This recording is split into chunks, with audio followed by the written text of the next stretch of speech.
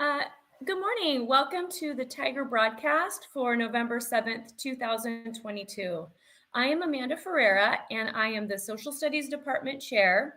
I'm also an ES, and I teach World History, A to G World History, and I also teach 8th grade American History. So I will be your host today for our Tiger broadcast.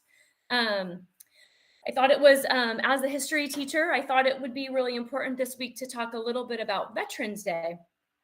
This Friday, November 11th, will be a national holiday of Veterans Day. So we will have Friday off. But I wanted to talk a little bit about what Veterans Day means, and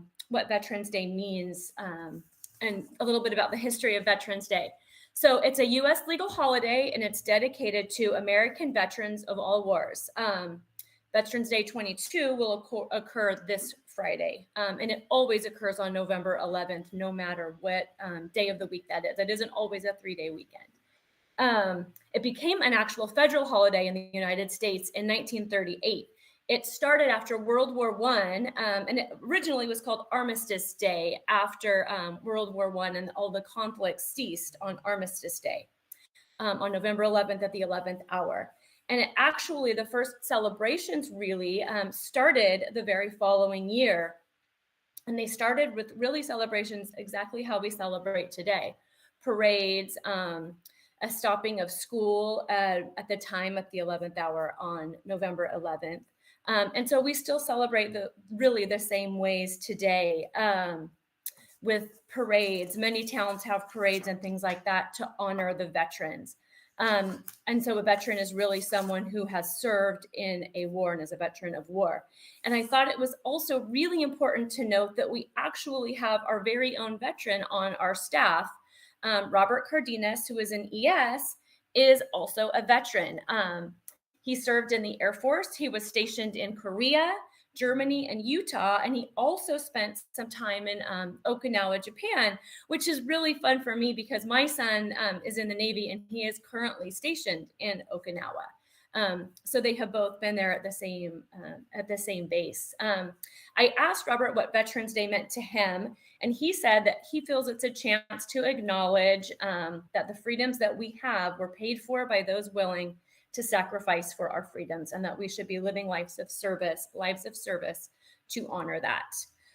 So thank you to Robert and to all of the veterans who have served for those freedoms that we enjoy today.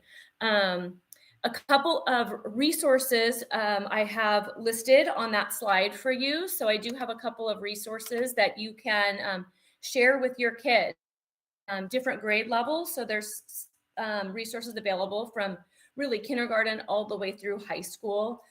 There's lots of videos. If you go to evenhistory.com website, there's a number of resources on Veterans Day that you can share with your kids to give them a little bit more knowledge on Veterans Day and what that means. And if you're looking for the links, because I don't know that you can get them from the Tiger broadcast and the slideshow, they are also located in the parent newsletter. So you can also find those links in the parent newsletter. And you can also, you're welcome to email me anytime for any sort of history resources that you're looking for or that you might need throughout the year.